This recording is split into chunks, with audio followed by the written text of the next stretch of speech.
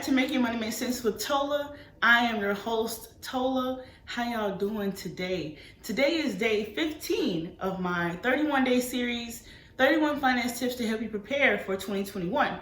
Today is a continuation of my mini-series, Exploring Your Credit Report. And yesterday, we downloaded our credit reports from Experian, Equifax, and TransUnion. And today, we're going to go through them. Well, we're going to go through mine, and I'm going to walk you through how to read it and understand it. So let's go ahead and get started.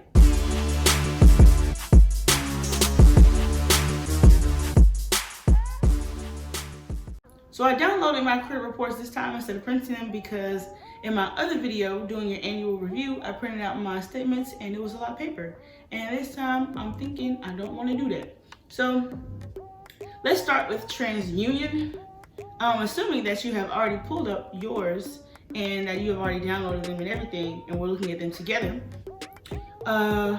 First, we're gonna start at the top. This is TransUnion. The report date is 12/14 as of yesterday, and the source is TransUnion, obviously. File number is this. If you have questions about it and you call the credit people, they might ask you for your file number, so remember what that is. Personal information. Also, if you hear a dog barking in the back, it's because Limbo is having a great day outside. Him and Dior. Okay. So starting with the personal information, you have your social security number, and it has been masked for my protection, praise God. You have been on our file since so-and-so date. This is probably the start of your credit history. And then they have your birthday. Names reported is obviously my name, that is correct, there's only one.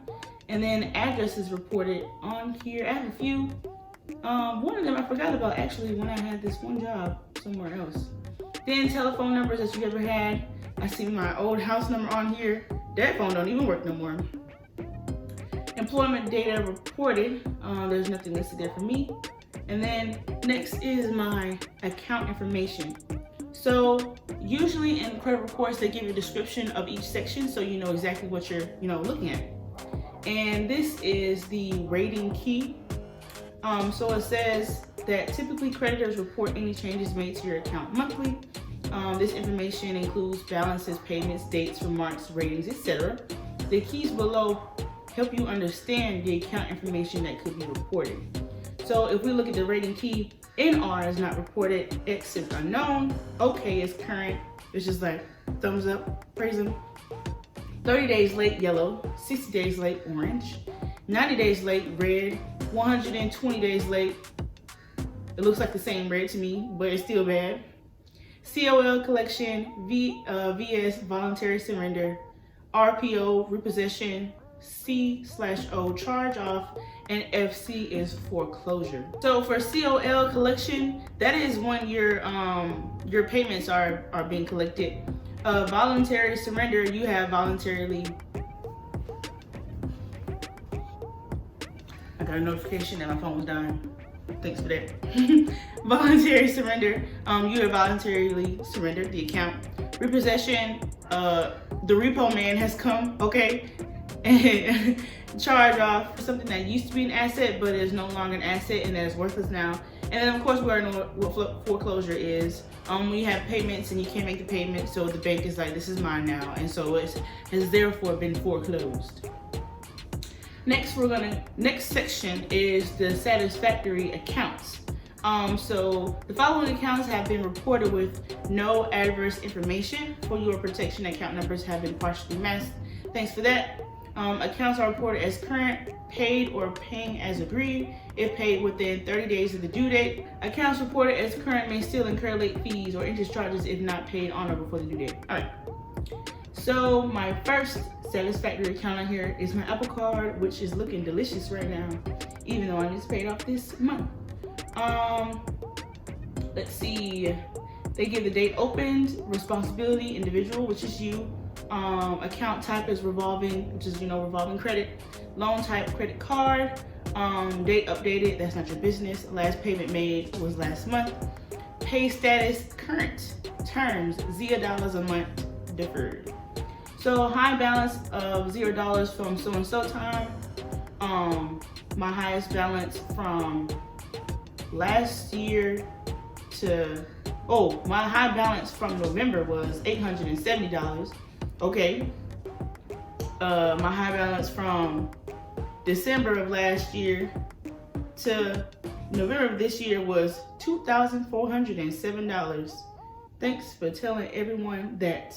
Okay, credit limit, I'm not gonna tell you what that is. Oh, my credit limit was 4,000 something from last year to this year, and then I had a credit increase this year, which is, I'm not gonna tell you that information. All right, so next you'll see a chart/graph. Balance, it'll show your balance, scheduled payment, amount paid, past due, and your rating. So if you start at the top, you have the dates, and then your balance is like your ending balance, what you need to pay off for that month. Your scheduled payment is gonna be like either $0, $25, or whatever it's gonna be. It's gonna be how much you need to pay at the minimum. So if you paid your credit card off before it was due, then you're gonna see $0 minimum. But if you did not pay it off, then you're gonna see a minimum payment there. After that is the amount paid, and then past due is gonna say how much is past due. And then if you keep scrolling, it's gonna show all of your accounts that are that way. So I got another credit card next, and then after that I have my student loan, which is interesting. So let's read this one. They have the address of the place, the date I opened it, February last year, updated since November. Pay status is current. It's my individual account, thank you. Payment received, this terms, account type installment, and last payment made was in November. Loan type student loan, high balance of 1,000 from this time to this time. So I have a few like regular, small student loans. I got the government ones, nothing like, pretty big. So of course they still have this other chart here too, which shows the balance, scheduled payment, amount paid, past due, remarks, and ratings, So after you see that student loan, then you're gonna see the rest of my student loans. So we're just gonna scroll past all of those because they all look the same except for the dates that I had them. Scrolly. Okay, now I see another one of my credit cards that I opened a long time ago. And I can see the way that my credit limit has, increased from time to time. Then now I see my very first credit card on here, which I got years ago, which I am excited. Let's see. I think it's interesting because my highest balance on that card was $321. I don't know how I got $2,400 on the other card and this card only had $321. Okay. Then I have this other credit card that I got for my dental plan, which has $0.00 on it because I didn't need it. And then I have my furniture credit card, which is here. I see my balances and then scheduled payments. Dang, my payments. So apparently my payments was higher in August and September, and then it got lower in December, which is, good. Praise God. Thank you very much for that. Then I have my mortgage on here, which is, okay, so on the mortgage, I have the date opened, individual account, mortgage account, my loan type, my balance. The last day I updated it and payment received was this month, okay? High balance of this much money. Thank you for those terms, current account. All right. So after they show like which my like satisfactory accounts, now we're gonna have my regular inquiries. So there might be a section of unsatisfactory accounts. I'm sure that I don't have any unsatisfactory accounts unless there's like a section there that's gonna be blank, but you may have that if you have unsatisfactory accounts, okay? Regular inquiries, so I have one for my mortgage. I have one from the place where I got my furniture. Then another mortgage company ran my credit too because I was thinking about using a different realtor person. And then you have my Apple Card. So in that regular inquiry section, of course, you have the address and phone number of these people. So this is important because if you have something to like file with them or you want to like file a dispute with them, then you can just call them. And then, okay. Okay, so it says requested on what time, what date and what date. Inquiry type individual, and permissible purpose credit transaction is what it says for my mortgages. And then for my credit cards is the individual inquiry types. Yeah. Next, the section is promotional inquiries. Everybody up in here. Okay, so the description said companies receive your name, address, and other limited information about you so they could offer credit or insurance. This is why you get crazy stuff in the mail. Geico, One Bank, Capital One, Regions Financial, Liberty Mutual. Can I help y'all? Like, what do y'all want from me? Okay, the next section is account review inquiries.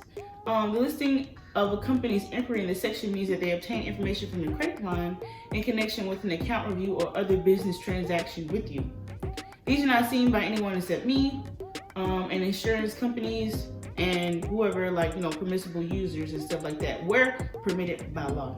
Okay, so I got my credit cards in here.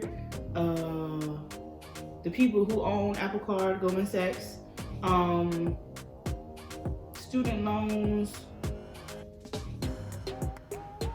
Hippo Insurance, Travelers, Allstate. Oh yeah, because when I was trying to get homeowners insurance, so they had to get my information. All right, and so now I'm on page 15 of 19. If you have more accounts than me, then you're probably going to be at a higher page. If you have less accounts, then you're going to be on a less page. Additional information. This is just like disclosures and stuff like that. Third-party supplemental information.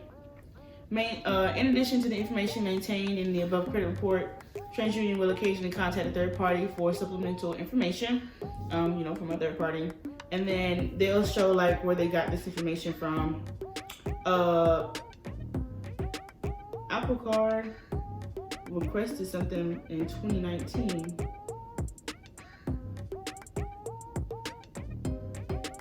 It's interesting. They wanted to know how I was doing on my credit. Supplemental consumer credit information, dog. So this is like what shows you like, what's going on. The data source is from CoreLogic, requested by Apple Card, and they wanted to know this information to know, if I'm a good candidate. All right, number of evictions, 0, because I don't mess around. All right, auto finance inquiries, cash advance inquiries, rent to own inquiries, all alternative credit inquiries, all open charge-offs, and so this is just like Apple Card is like, I need to know if they're a good person, so I won't give me all of this data so I can know if how they act, what they do. Okay, then when you're in the end, should you wish to contact TransUnion, you may do so by online, by mail, phone. And then at the bottom, you have your consumer rights, which is extremely important. Okay, one of them, you may seek damages from violators. If somebody damaged your information or violated your privacy, let them know, let us know, okay? Okay, so at the bottom, they give us more information, contact information, and then all the rest of this page is, just disclaimers. So if you scroll back to the top here, now we have completed our review of our TransUnion credit report. I will say that I didn't know that the video would take this long, so I'm going to create a video for the other credit reports because no one really wants to watch a 45-minute video. Honestly, I mean, some people don't mind, but would I do it myself? I'm not really sure exactly. So I'm gonna title this one for TransUnion, TransUnion, and also if people want to look it up on the internet, so they don't have to watch the entire video to figure out, how to figure out their Experian credit report when they can just find a video on Experian. So yeah, that concludes my review for this credit report. The most important things to note: the sections are going to have descriptions about what they mean, and then also there's the where it says the account information, which is the rating key. That's really important because it's gonna let you know whether you're current, you're late, or it looks very bad. And things like, if you see things that are red, that means that you need to fix them. You need to, like, you know, file a claim or figure out like what's wrong with it, or simply just pay it off if you're the reason why it's red. And yeah. So when you look at your credit report, if you recognize, and if you have to, like, you want to recognize everything that's on there. If there are things that you don't recognize, then you should call someone, because someone may have stolen your identity and you don't want that. So yeah, honestly, a credit report should make you feel like, oh, that's right, I did do that. Oh, I did do that. Dang, I ain't paid it off. Oh yeah, I sure did pay it off. Like, it should give you like a sense of like, this is what I did. And if you find a whole bunch of stuff on your credit report which is like, no, I didn't do that, then you need to contact someone as soon as possible. Don't let the year go by, okay? But yeah, thank you so much for watching this video. If you would like to purchase this shirt, I have a description down below. And I will see you guys tomorrow. Tomorrow I'm going to do Experian, and I expected to do all 3 today, but once I realized that the video was going to be like 18 minutes long, and I was like, there's no way I can't put all of this stuff in one video. But yeah, enjoy your day, and I'll see y'all tomorrow.